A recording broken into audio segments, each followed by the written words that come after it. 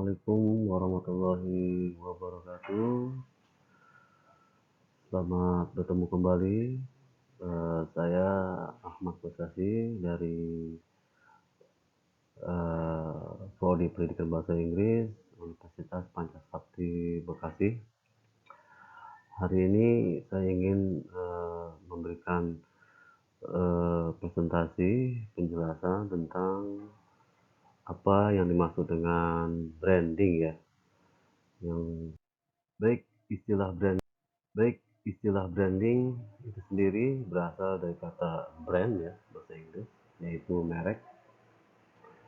Dan biasanya branding ini dilakukan oleh perusahaan dalam menjalankan bisnisnya yang merupakan suatu pencitraan ya, agar produk tersebut ya dapat menarik dan melekat di benak konsumen.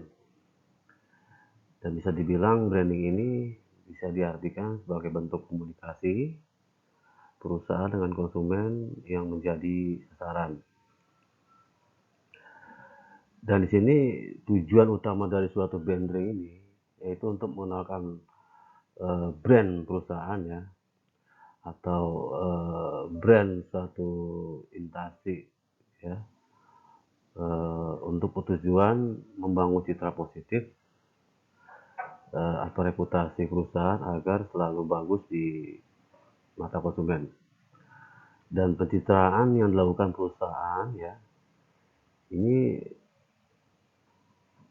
merupakan atau membangun ya kepercayaan publik atau konsumen terhadap perusahaan tersebut. Baik, pengertian mudahnya ya secara keseluruhan apa itu branding branding ya bisa dilihat dari suatu nama, biasanya logo atau slogan ya suatu perusahaan yang melekat di benak konsumen. Dan ini bisa dikatakan bahwa branding ini cenderung membuat interest ya, dari daya tarik agar kembali lagi ke suatu produk yang dipasarkan perusahaan ya. Umumnya branding ini dilakukan oleh perusahaan yang baru ya, yang namanya belum dikenal masyarakat, makanya perlu diviralkan ya, diperkenalkan di media massa medsos ya. Tujuannya apa ya, bukan lain ya menggunakan produk perusahaan tersebut untuk mendapatkan konsumen yang sebanyak-banyaknya. Dan perusahaan yang memiliki brand yang bagus ya, itu biasanya perusahaan itu akan mudah untuk melakukan penjualan produknya. Jadi perusahaan bisa mendapatkan banyak keunggulan ya dari kompetitor lain, dan salah satunya ya benefit ya didapatkan dari pendapatan. Dan fungsi branding dalam suatu bisnis ya, itu yang dijalankan oleh perusahaan itu aktivitas brandingnya berbagai macam-macam ya, dan juga dibutuhkan, dan juga fungsi-fungsi dari branding tersebut diantaranya yaitu sebagai pembeda ya, pembeda antara produk yang sama tapi ada pembeda di situ. Yang kedua, untuk promosi dan daya tarik. Ketiga, membangun citra perusahaan. Selanjutnya, alat pengendali pasar juga untuk mempengaruhi psikologi konsumen.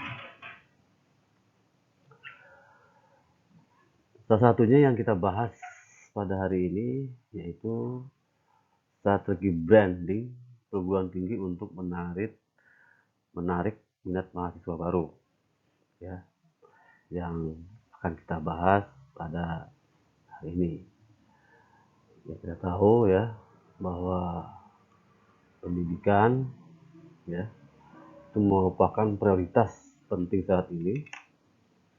Biasanya pendidikan yang baik bisa dijadikan modal investasi masa depan. Pendidikan yang baik, berkualitas, juga mendapat menentukan karir seorang di dunia kerja, sehingga menjadi lebih profesional. Oleh karena itu, pendidikan di perguruan tinggi ini dipandang penting oleh masyarakat.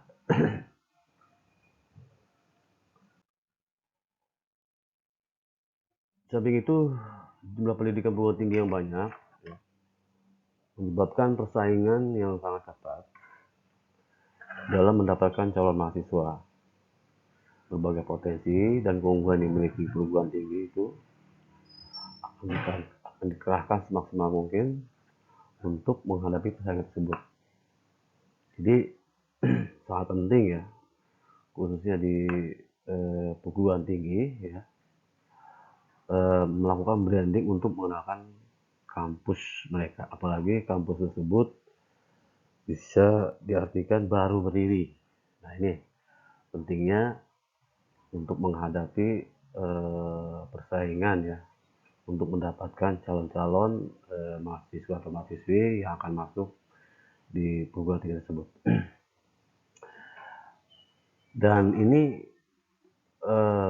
perguruan tinggi tersebut harus memiliki branding yang baik, eksis ya, menghadapi persaingan antar perguruan tinggi, apalagi perguruan tinggi asing juga makin gencar ya, melakukan promosi untuk mencari calon mahasiswa baru di Indonesia, yang mana perguruan tinggi tersebut ya biasanya memiliki plus dan minus ya, dan itu pun yang terjadi pada saat ini biasanya memiliki sifat lowongan kerja yang mudah, yang banyak diterima. Kayak saat ini kita tahu ya bahwa sekolah seperti informatika ya kan, dan jurusan lain yang mudah itu biasanya banyak calon-calon mahasiswa yang ingin mudah bekerja ya, seperti itu. Nah di sini kita bahas bagaimana sih strategi branding ya yang cocok untuk meningkatkan minat mahasiswa perguruan tinggi yang akan dikelola. Dan ini ada beberapa ada beberapa ya yang harus dikelola, yang harus dimiliki oleh perguruan tinggi tersebut. Yang pertama yaitu akreditasi. Nah, di sini penting sekali. Perguruan tinggi negeri atau swasta ya yang memiliki atau melakukan akreditasi yang dilakukan oleh BANPT ya, ini strategi yang sangat bagus gitu. Nah, karena biasanya akreditasi ini bukan hanya menarik minat calon mahasiswa, tapi juga menarik beberapa instansi untuk bekerja sama.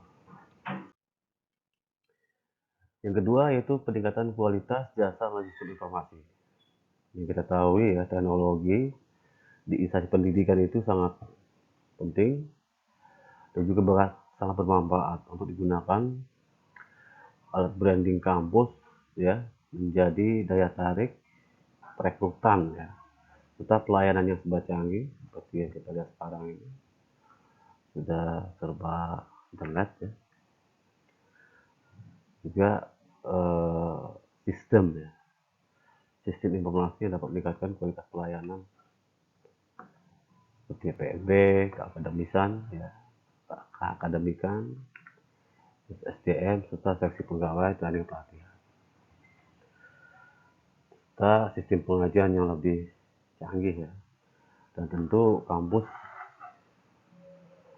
yang ingin membangun sistem ini ya lebih terlihat profesional ketimbang yang tidak memakai sistem informasi yang serba cepat.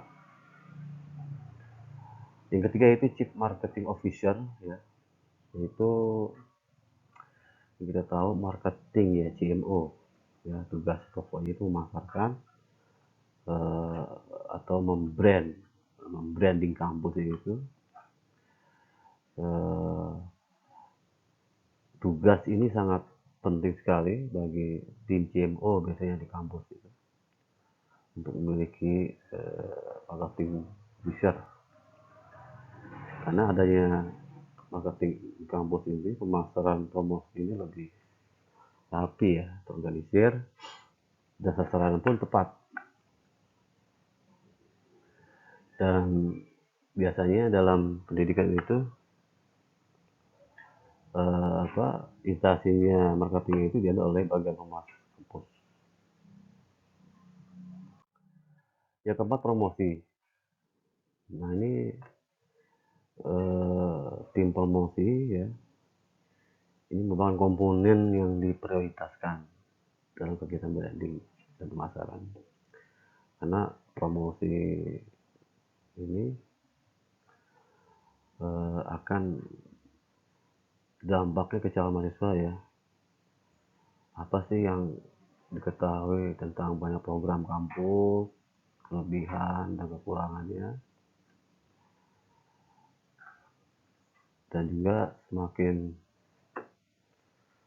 besar ya biaya promosi yang dihasilkan, biasanya itu 50-50, itu akan menghasilkan suatu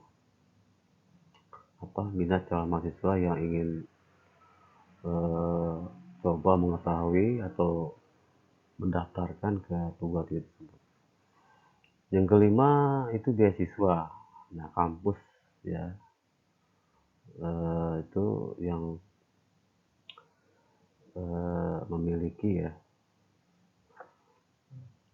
beasiswa ini, biasanya dampak positifnya bagi mahasiswa-mahasiswa yang berdomisili di satu wilayah tersebut, dan sangat membantu sekali. Dan ini pun akan dicari juga ya minat dari penerima ya, dari mahasiswa yang sedang mencari minat untuk masuk perguruan tinggi dengan cara beasiswa. Different, nah ini ada sesuatu yang berbeda. Jadi kampus itu ungkapkan ya, ada slogan-slogan yang sifatnya itu beberapa kata, dan itu akan mengidentifikasi kampus tersebut. Jadi agar mudah ya, agar mudah calon-calon mahasiswa atau yang minat masuk itu untuk mengenal kampus. Contohnya ada kampus bela negara ya, juga ada Universitas PGRI dan sebagainya. Jadi semboyan-semboyan itu akan memudahkan akan memudahkan eh, calon peserta ya yang ingin mendaftarkan. Nah ini yang ketujuh, itu mempunyai pusat karir center. Ya, biasanya sebelum masuk ya, calon-calon saat ini akan bertanya ya, bagaimana sih alumni yang sudah lulus ya, itu akan mudah dapat informasi yang sudah bekerja bersama ya di perusahaan-perusahaan ataupun di pendidikan ataupun di mereka, karena rata-rata biasanya ini mahasiswa yang baru akan melihat seberapa besar kelulusan di universitas tersebut diterima di suatu instansi perusahaan untuk melanjutkan pekerja. Nah, yang selanjutnya itu alumnus sebagai pemasok promosi. Nah, ini jadi ada satu-satu ya, key ya, eee, kunci dari branding ini yaitu para alumni yang telah lulus, dan ini alumni akan menjadi tolak ukur bagi calon mahasiswa, seperti alumnus yang berprestasi yang akan menjadi kaca perbandingan oleh sebagian besar mahasiswa. Karena dampak positifnya ya ingin sukses ya. Jadi salah satunya mahasiswa alumni yang sudah sukses ya itu akan menjadi contoh pada mahasiswa baru untuk mengcopy paste ya menjadi menjadi suatu apa ya keinginan menjadi sukses seperti para alumni tersebut. Maksudnya itu publikasi universitas. Nah ini universitas biasanya dipublikasikan ya melalui website ya kan, apalagi sudah banyak sekarang media sosial yang mudah untuk diakses ya, dan itu akan dipublish profil perguruan tingginya, programnya, jurusannya, juga hal-hal yang terkait tentang seputar kampus tersebut ya, sehingga calon mahasiswa ini dengan mudah mengakses untuk apa seperti mengetahui latar belakang kampus tersebut.